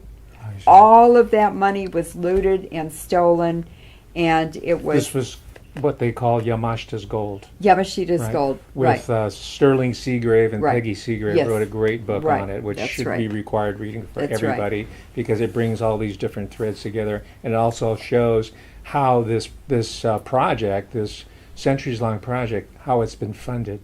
Yes.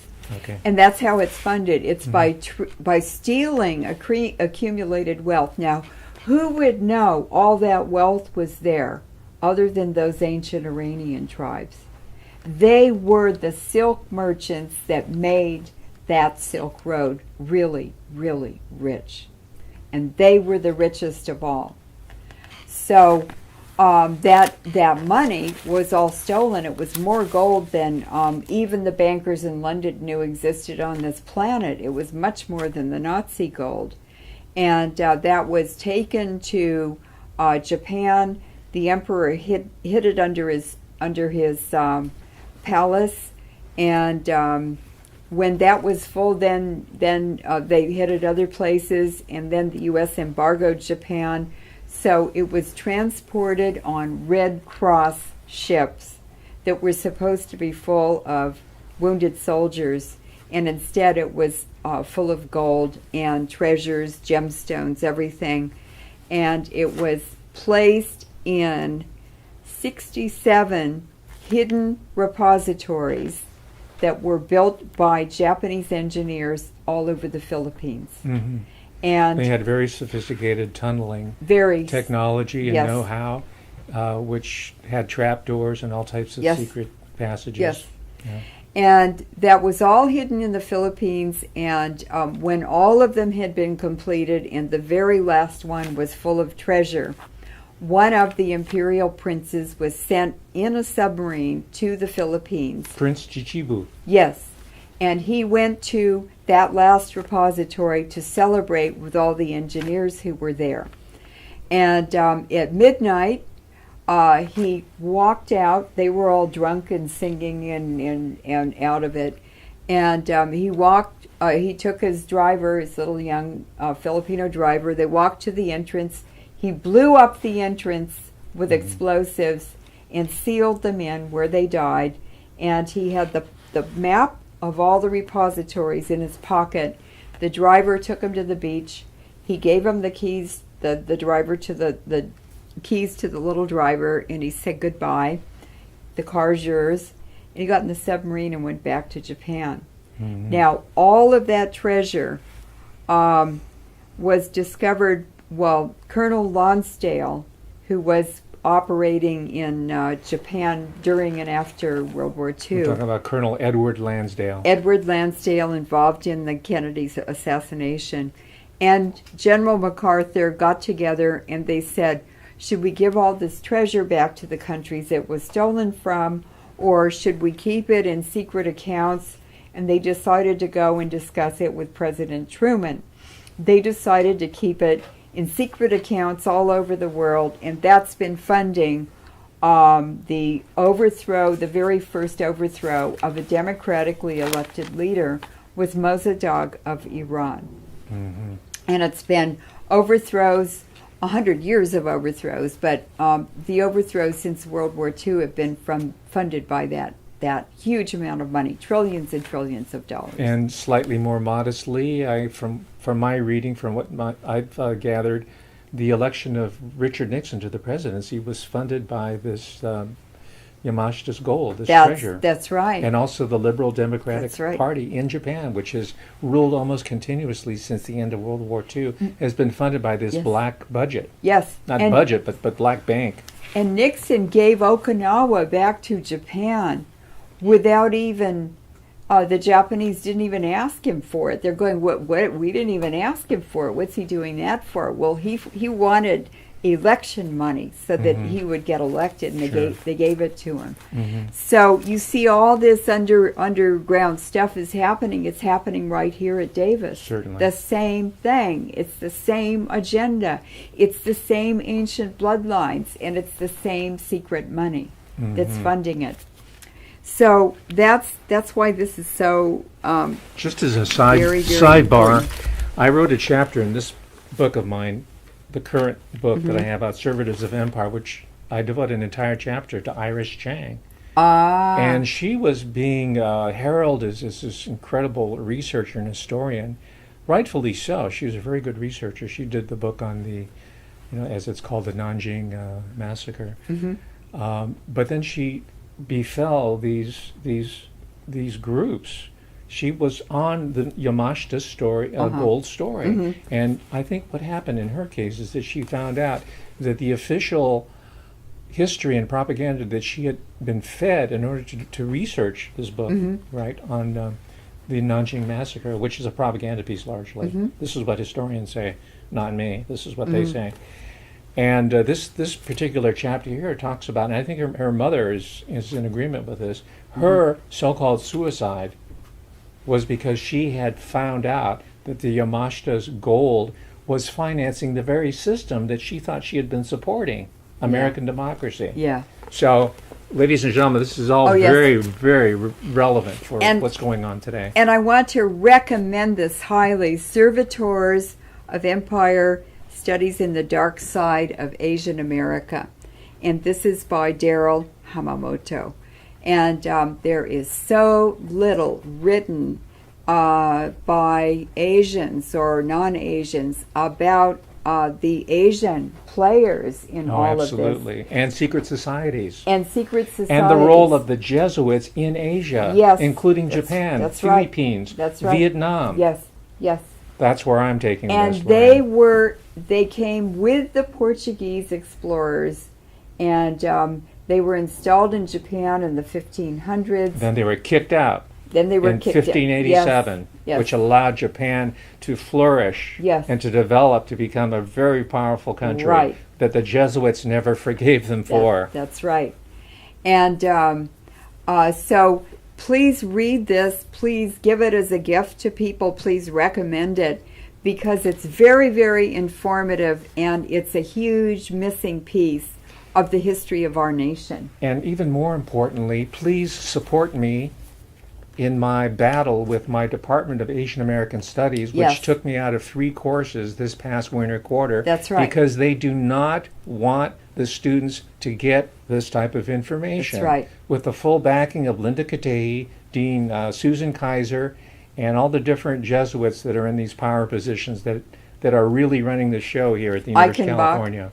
Eichenbach. Yes, this guy Carl, Eichenbach. is it Eichenbach? Yeah. Eichenbach. He fits the profile. Right? He's So the co-chancellor. he's the co-chancellor, and I announced this Yes. at my faculty meeting this past week, and of course my colleagues scoffed at it and laughed at it. Oh, he's just her handler in her press. Said no, he's he's the co-chancellor. Yeah. And then one of my colleagues, who's Yeah. beginning to see that I'm not the crackpot that Yeah. because they try to paint you as being crazy and a Yes. crackpot. She looked it up in her computer in real time as I was saying this, and she said, "Oh my gosh, he's right. Yes. He is the co-chancellor." Yes. So the point here, it's not about me. It's just look behind the veil, look behind the curtain, and see who's really in power and how the system functions. And there are more and more people, and I predict there's going to be a renaissance in academic and scholarly literature in general that's going to be fueled to a large extent by the innovative research of my colleague, my dear friend, Leuren Moret. Yes. And that's what the enterprise is all about. Yes. That's what the human experience is about. Yes. This is how we've been able to survive and excel as a species. Yes. And we are going to prevail in this Yes. in this effort because we can break it down in ways that no ENIAC computer or AI program or logarithm even comes close to. So, so that is why Occupy happened here. That's why Katehi was chancellor. This is the New World Order, the ancient Iranian tribes making the rules and conditioning people and students and universities and the public and parents to expect this type of illegal and unfair behavior, because this is the future. And Dr. Hamamoto came up with a plan for an institution of cooperation between Vietnam and UC Davis. And the university was, Davis, the campus, was really, really interested in this, in supporting it. And Dr. Q Lin helped by taking delegations from businessmen and so forth, different interested people, to Vietnam and back. And so now the university is taking this over and trying to push Dr. Hamamoto out of the university by making things up and accusing him of things he didn't do and putting him on administrative leave. Well, the irony is that 2 months after he was put on administrative leave by Dr. Katehi, now she's on administrative leave. So these are just now she's in a UCD ethics scandal, and some of the things that she's been accused of are controversial moonlighting activities. DeVry University board seat, she took that, and John Wiley and Sons board position, and took hundreds of thousands of dollars in money from them, which is illegal. It's a conflict of interest. She was involved in taking hundreds of thousands of dollars in university money and having the pepper spray scandal scrubbed off the internet. In other words, she paid a computer personnel companies, private ones, to remove that whole scandal from the internet. Most recently, she has contracted an external attorney. Yes. In Sacramento, spending I don't know how much money in order to go after me one more time, since they Yes. haven't really Yes. been able to bury me. Completely. And the University of The California. university's paying for that. The taxpayers Yes. of the state of California are paying for the outside persecution of me. And the University of California has buildings full of lawyers that are on salary, that are UC employees. They use those for the first lawsuit. They don't hire outside law firms until the appeal. If they lose, they will appeal it. And they spent over $5 million on outside lawyers on an appeal for an award of $350,000 to a Mexican-American man at UC Santa Barbara. So they're spending taxpayers' money, student money, $5 million to reverse a $350,000 judgment. It's so bizarre. She also, the strategic communications budget soared also. She also increased the salary by $50,000 of her daughter-in-law after her son married this woman on the UC staff at Davis. And then she gave the woman a bunch of promotions and also took her son out of his graduate school department and put it in his wife's department and put him under the supervision of his own wife.